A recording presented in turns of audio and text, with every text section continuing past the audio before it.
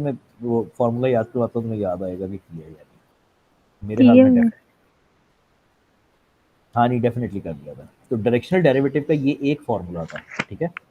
Direction इसको पढ़ते ऐसे थे कि directional derivative of F in the direction of U is equal to F X U one into F Y, sorry plus F Y U to.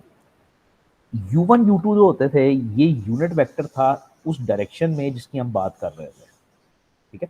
Directional derivative के बारे में कुछ समझाया था ना कि होता ये है कि डेरिवेटिव ये होता था कि स्लोप ऑफ टेंजेंट होती थी। तो टू डायमेंशनल दुनिया में तो एक ही टेंजेंट होता था, उस टेंजेंट की स्लोप निकाल लेते थे, वो डेरिवेटिव होता था। यहाँ पे प्रॉब्लम ये है कि किसी भी एक पॉइंट पे 10 12 15 डेरिवेटिव्स हैं, वो टेंजेंट्स हैं, बहुत सारे टेंजेंट्स हैं, हर डायरेक्शन में अलग टेंजेंट बनता है। तो आपको एक डायरेक्शन दी जाती है इसके अंदर और कहा जाता है कि उस डायरेक्शन के अंदर डेरिवेटिव निकालो। इसका मतलब ये है कि उस डायरेक्शन में जो टेंजेंट बनता है उसकी स्लोप निकालो, ठीक है। तो ये क्वेश्चन सारे ऐसे होते हैं कि आपको एक सरफेस दी होती है, फंक्शन दिया होता है, एक पॉइंट दिया होता है और एक डायरेक्शन दी होती है कि इस डायरेक्शन में डेरिवेटिव निकालो।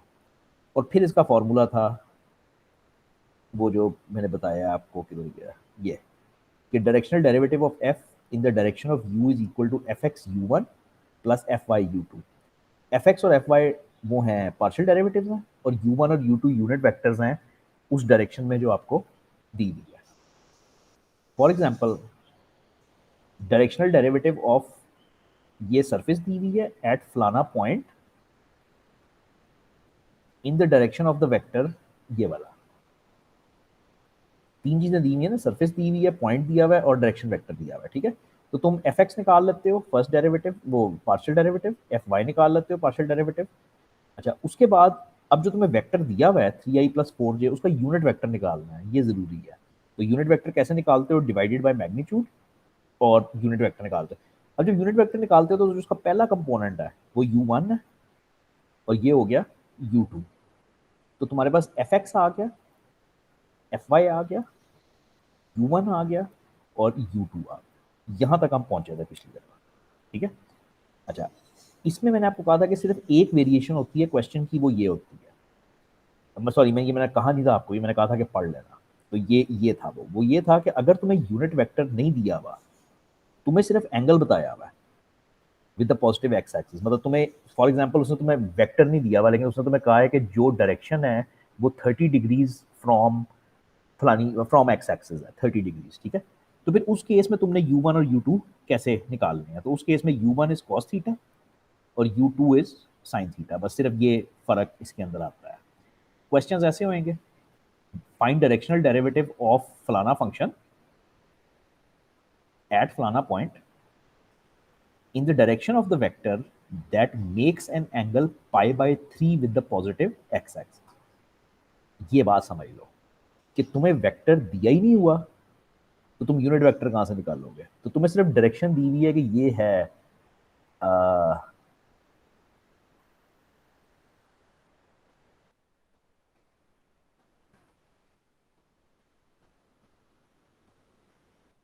उसमें सिर्फ वो दी हुई है, मतलब एंगल दिया हुआ है सिर्फ कि ये pi/3। अब यहाँ से तुम क्या करोगे, वो कॉस थीटा से u1 निकालोगे और साइन थीटा से, तो मतलब ये कॉस थीटा के साथ एफ एक्स आ गया और साइन थीटा के साथ एफ वाई आ गया, दैट्स इट, ठीक है। आ गया याद। Yes sir. अच्छा जी, अब ग्रेडियंट के साथ डायरेक्शनल डेरिवेटिव को मिला सकते हो। ग्रेडियंट याद है क्या होता था यार वैसे, अच्छा अगर नहीं भी याद ना, मेरा नहीं ख्याल अभी तुमने किया हुआ है, तो ग्रेडियंट जो होता है ना वो वैसे लफ्जी मतलब स्लोप होता है, स्लोप को कहते हैं, ठीक है, बेसिकली।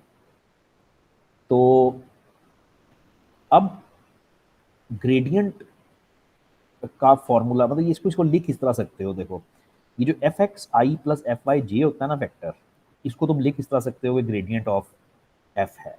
और इससे यहाँ पे सिर्फ फायदा ये है कि डायरेक्शनल डेरिवेटिव का फॉर्मूला फिर ये छोटा सा बन जाता है कि gradient of F multiply by unit vector, dot product ले लो। लेकिन छोड़ दो, मतलब ज्यादा चीज को मुश्किल कर रहे हो आप आसान करने से मेरे ख्याल में। अच्छा जी, डायरेक्शनल डेरिवेटिव की कुछ कंडीशंस हैं, ये प्लीज याद कर लेना, ये प्रॉपर्टीज हैं, ये एमसीक्यूज में आती हैं, काफी ज्यादा आती हैं, ठीक है। डेरिवेटिव क्या बताता है? डेरिवेटिव बताता है रेट ऑफ चेंज। तो ये उसके हिसाब से बनी हुई है। The function F increases most rapidly when cosine theta is 1, यानी जब एंगल जो है वो बिल्कुल जीरो होता है तो मोस्ट उसकी स्पीड सबसे ज़्यादा होती है। ये 3-4 पॉइंट्स हैं, प्लीज़ ये याद कर लेना। अब वैसे तो ये समझ भी आने चाहिए, समझ ना आए तो डिस्कस कर लो, कोई इतना मसला नहीं है। ये बहुत ज़रूरी हिस्सा है, बार बार कहता हूँ, डायरेक्शनल डेरिवेटिव्स के काफ़ी सारे क्वेश्चन हैं। अच्छा, आखिरी चीज़ अब इसके अंदर है टेंजेंट प्लेन्स टू सर्फेसेस और नॉर्मल लाइन टू सर्फेसेस। एक सरफेस दिमाग में लाओ, ये एक सरफेस दिमाग में लाओ, इस पे कोई एक पॉइंट ले लो। फॉर एग्जांपल ये मैंने छोटा सा चिद्दू सा इधर पॉइंट ले लिया, ठीक है। अब इस पॉइंट पे, ये जो पॉइंट मैंने यहाँ पे लिया है, इस पॉइंट के ऊपर कितने टेंजेंट्स बन सकते हैं? एक ऐसे बन सकता है, एक ऐसे बन सकता है, एक ऐसे बन सकता है। बहुत सारे टेंजेंट्स हैं जो बन सकते हैं। तो थ्री डायमेंशंस के अंदर टेंजेंट लाइन नहीं होती, बल्कि टेंजेंट प्लेन होती है। कॉन्सेप्ट ये है कि एक प्लेन के अंदर हजारों लाइंस होती हैं। तो थ्री डायमेंशन के अंदर जब आप एक पॉइंट पे बात करते हो टेंजेंट की, तो टेंजेंट लाइन की बात नहीं करते, क्योंकि टेंजेंट लाइंस बहुत सारी हैं। तो आप टेंजेंट प्लेन की बात करते हो। तो उस टेंजेंट प्लेन की इक्वेशन होती है, वो भी निकालते हैं, वो आसान ही है। और उसके बाद अगर इमेजिन करो यहाँ पे एक टेंजेंट प्लेन है, तो उस टेंजेंट प्लेन को एक नॉर्मल लाइन होएगी। नॉर्मल लाइन हमेशा क्या होती है? 90 डिग्री की लाइन, ऑर्थोगोनल लाइन। तो वो जो प्लेन बनेगी उसको जो परपेंडिकुलर लाइन जाएगी, that is called the normal line. इतना थ्योरी समझ आ जाए, कॉन्सेप्ट समझ आ जाए तो अच्छी बात है, ना आए तो आपने करना क्या है? आपने एक्चुअली इक्वेशंस निकालनी है टेंजेंट की और नॉर्मल की। तो वो सीधे सीधे फार्मूलाज हैं, वो आप निकाल लेते हो। ये डिवीजन है सारी। स्ट्रेट लाइन की equation y is equal to M X plus C थी, या दूसरी फॉर्म में ये थी, है वो। अगेन नज़र मार लो। हाँ, ये ज़रा थोड़ा सा इंपॉर्टेंट सा काम है आपके लिए। ये पैरामीट्रिक इक्वेशन थी लाइन की। अगर तो याद आ जाए तो बहुत अच्छी बात है, थोड़ी सी बात इस पर कर लो।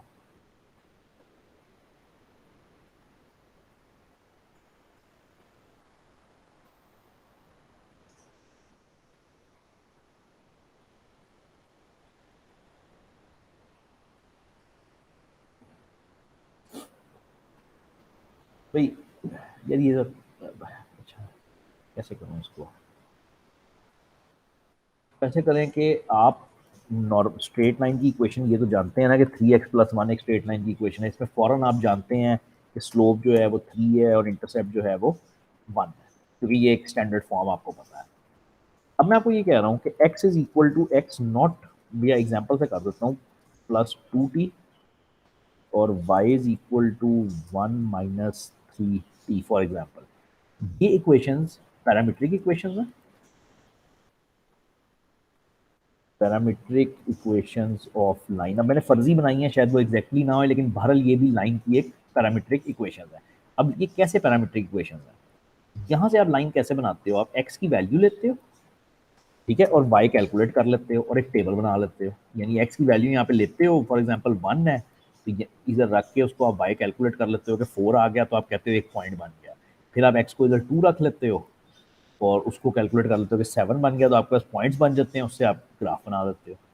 एग्जैक्टली द सेम हेयर, लेकिन इधर वैल्यू जो है वो टी की रखी जाती है, एक्स या वाई की नहीं। टी की वैल्यू रखते हैं, फॉर एग्जाम्पल हमने टी की वैल्यू 0 रख दी, एक्स आ गया 2 और वाई आ गया 1। इसी तरह हम टी की वैल्यू 1 रखते हैं, तो एक्स आ गया 4 और वाई आ गया -2। इन एनी केस आपके पास वो 2 पॉइंट आ गए ना, ये 2 1 और 4 -2 एक्स वाई के पॉइंट आ गए। तो लाइन को रिप्रेजेंट हम इस तरीके से भी कर सकते हैं जो हमेशा से करते आए हैं, या अब ज़रा ज़रूरी है कि हम पैरामीट्रिक फॉर्म में किया करेंगे। अच्छा, पैरामीट्रिक फॉर्म में ये होता है कि जैसे तुम इसको जैसे ही लिखा हुआ देखते हो, तुम कहते हो स्लोप 3 है, इंटरसेप्ट 1 है। यहाँ पे अब तुमने ऐसे करना है कि जैसे ही तुम ये इस तरह की चीज़ें लिखी हुई देखोगे, तो तुम कहोगे कि ये एक लाइन है विच passes through 2, 1, ठीक है, and is parallel to vector parallel to vector 2i + 3j। कैसे हुआ है बिल्कुल क्लियर होना चाहिए। कुछ पूछना चाहते हो जरूर पूछो। जब भी आप लाइन की ये फॉर्म देखोगे ना, तो ये वाला जो पॉइंट है, ये पॉइंट होता है जो उस लाइन के ऊपर होता है, तो लाइन पासिस थ्रू 2,1, ये वाला पॉइंट। और दूसरी जो चीज़ है वो वेक्टर होता है, कि मतलब उसका पैरेलल वेक्टर होता है, तो वो बता रहा है आपको कि is parallel to vector 2i plus, plus नहीं यार सॉरी, ये माइनस है, ये माइनस है, -3 लिखा हुआ है ना, 2i -3j, ठीक है। तो this is what it means. अच्छा, इसी की एक तीसरी फॉर्म ये होएगी कि आप लाइन को इस तरह से लिखो कि आर ऑफ टी, ये वेक्टर फॉर्म होएगी, equal to 2 plus 2ti plus 1 minus 3t,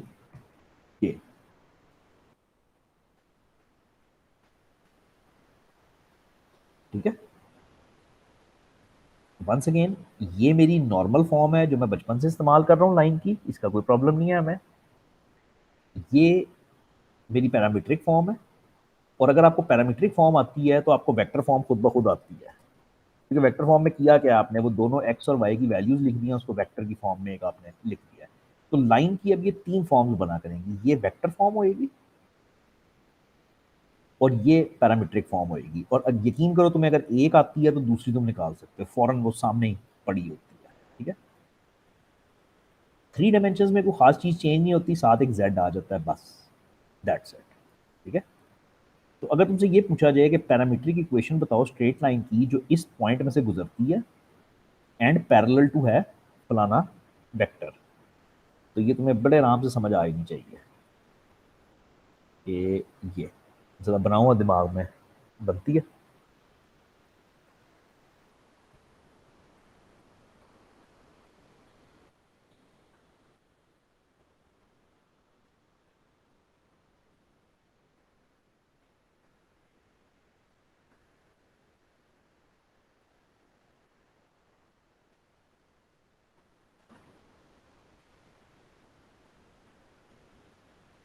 तो ठीक है ना, ये पॉइंट क्या हो गया, 2 4 3, 2 इधर लिख दो, 4 इधर लिख दो, 3 इधर लिख दो, ठीक है। इस पॉइंट का यही मकसद था ना एक्स नॉट वाई नॉट वालों का।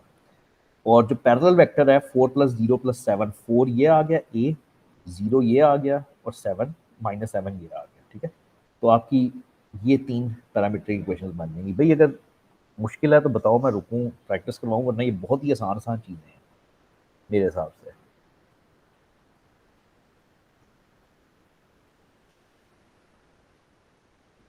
चलो मिट्टी पाव चलते रहते हैं फिर। अच्छा, अब सिमिलरली जिस तरह तुम्हारे पास स्ट्रेट लाइन की इतनी डिफरेंट इक्वेशंस बनी है, जारी बात है कर्व्स की भी इक्वेशंस बनेंगी, तो वो भी दिया होएगा, ठीक है। अगेन नॉट दैट इम्पोर्टेंट, नज़र मार लेना।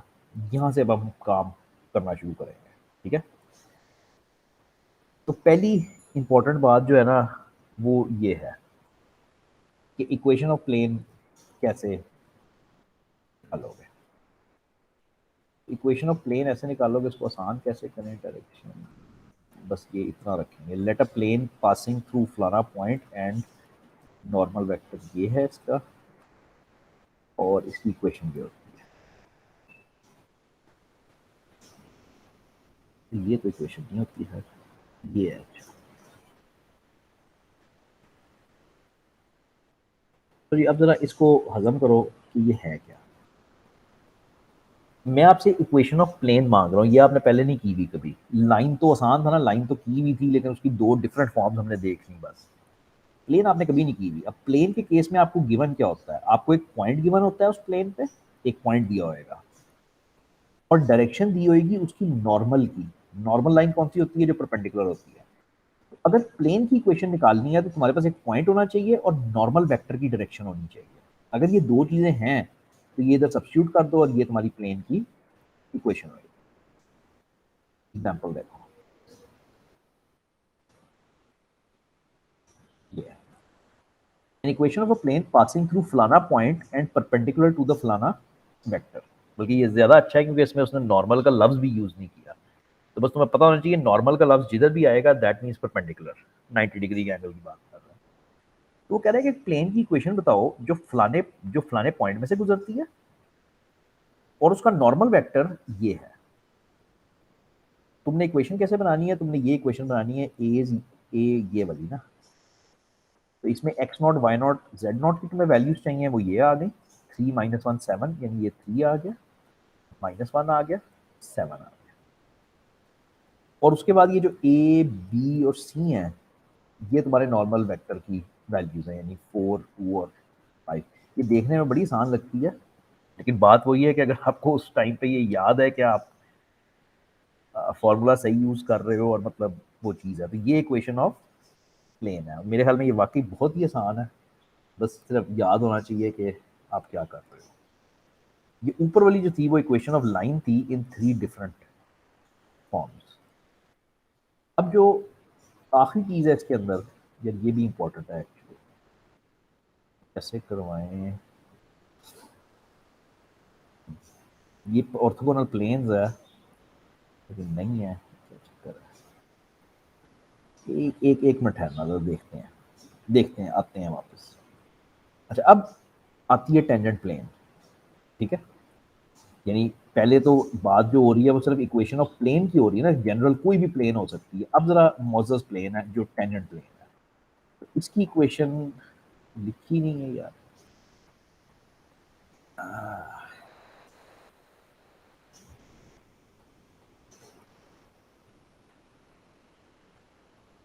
पहली बात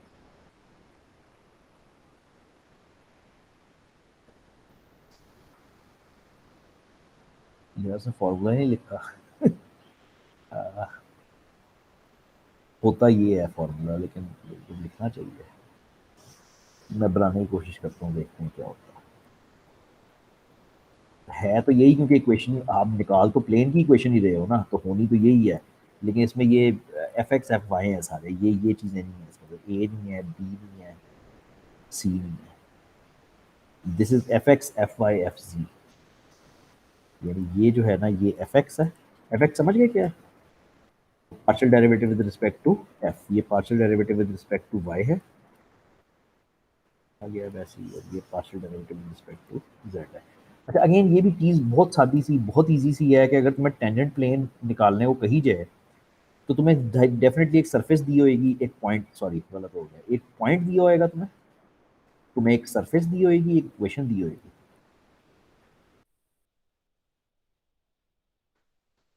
और इस पे तुम्हें कहा जाएगा कि टेंजेंट लाइन फाइंड करो, ठीक है। तो वो ये इक्वेशन बनती है। अगेन बहुत ही सादा सा काम है, करके देखो। अगर तुम्हें एक सरफेस दी हुई है और तुम्हें एक पॉइंट दिया हुआ है, दैट्स इट, और कुछ नहीं दिया हुआ है। ज्यादा से ज्यादा इसमें ये तुम्हें करना पड़ेगा कि जो सरफेस है ना उसको इक्वल टू जीरो करना पड़ेगा। जैसे ये लिखा हुआ है ना, F of X Y Z is equal to zero, तो इधर इक्वल टू जीरो नहीं लिखा हुआ, तो इस 36 को उठा के इधर ले जाओ तो -36 हो जाएगा, तो तुम्हारे पास ये फंक्शन बन जाएगा। अब इस फंक्शन का F X F Y F Z निकालोगे, डेरिवेटिव्स, उसके अंदर पॉइंट की वैल्यू पुट करोगे, तो पॉइंट यहाँ पे एक्स की वैल्यू 2 है ना, तो 18 2 36, वाई की वैल्यू 3 है तो 8 3 24, ये तीन डेरिवेटिव्स निकल आए। 36 24 -12, 36 24 -12, और बाकी क्या बचा है, वो जो पॉइंट है वो सब्स्टिट्यूट करना है, 2 3 6, 2 3 और 6, और बस दैट्स इट। ये इक्वेशन में सब्स्टिट्यूट करके थोड़ा सा सिंप्लीफाई कर लो। 2 3 एग्जांपल्स हैं, करो, निकालो। अच्छा, अब आखिरी चीज इस टॉपिक में जो है वो नॉर्मल लाइन है। ये भी मुझे एक मिनट इक्वेशन कर देखने तो फिर करवाता हूँ। उसकी भी इक्वेशन दी गई।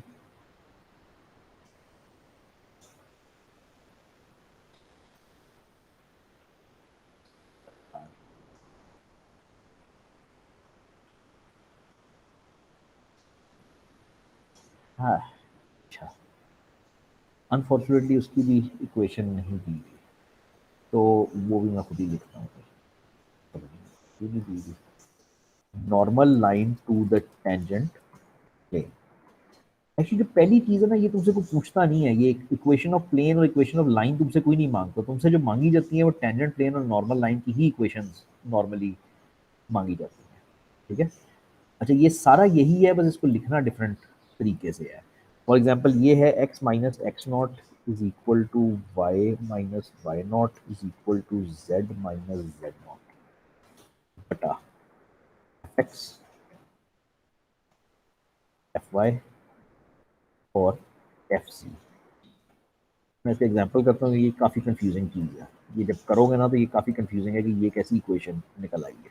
ठीक है, ये सारा कुछ इसी के ऊपर चलता है, वो जो टेंजेंट प्लेन का सारा कुछ गिवन है ना, ये उसके साथ साथ ही सारा चलता है कि आपको एक लाइन गिवन है और उसका नॉर्मल आप कैसे निकालते हैं। Find equation of tangent plane and normal line, दोनों चीज़ें निकालनी है, टेंजेंट प्लेन भी निकालनी है, नॉर्मल लाइन, सरफेस दी हुई है, पॉइंट दिया हुआ। तुम इस 10 को उधर जाके माइनस करके इक्वल टू 0 कर दोगे ताकि तुम्हारे पास सरफेस पूरी बन जाए, F X F Y F Z निकाल लोगे, पॉइंट सब्स्टिट्यूट कर दोगे, वैल्यूज आ गई, वेरी गुड।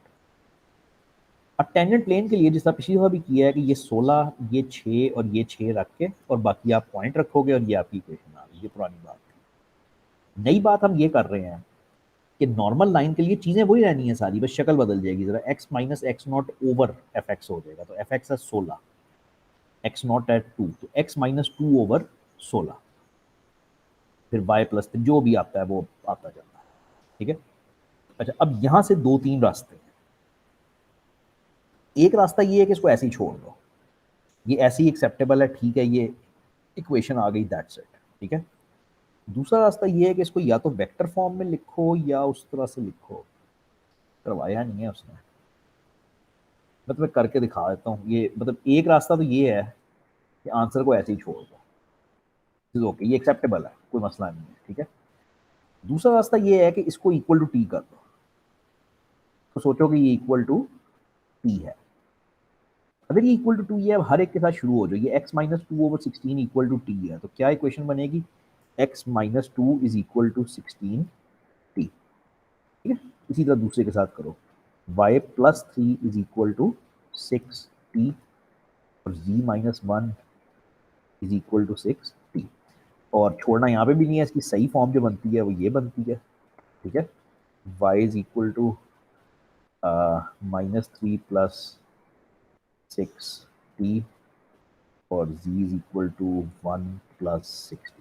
ठीक है, तो ये इवेंचुअली वो पैरामीट्रिक फॉर्म बनती है जो वो है, और मैंने तो बताया था शुरू में कि पैरामीट्रिक होए या वेक्टर होए, तुमसे जो भी मांगा जाए इनके दरमियान में स्विच करना 1 सेकंड की बात है। यानी अगर ये लिखा हो तुम्हारे पास और तुम्हें कोई कह दे कि वेक्टर फॉर्म बना दो, तो तुम लिखोगे R of T is equal to 2 plus in T I plus E plus 6 T J plus 1 plus 60 K. लगी समझ बात की? तुम्हें अपने आप को ना ये कंफर्टेबल करना है इस बात से कि तुम्हें मैं एक फॉर्म, क्योंकि क्वेश्चन के अंदर ना ये लिखा होता है कि find equation of normal line in vector form. अब अगर उसने वेक्टर फॉर्म कह दिया तो तुम्हारा मेथड नहीं चेंज होता, तुमने करना वैसे ही है सारा कुछ, आंसर तुम्हारा वही निकलेगा। एंड पे उसकी फॉर्म जो है वो चेंज कर दो, यानी यहाँ से अगर तुमने उसमें जाना है पैरामीट्रिक में तो इधर चले जाओ, और पैरामीट्रिक से भी वेक्टर में जाना है तो इधर चले जाओ।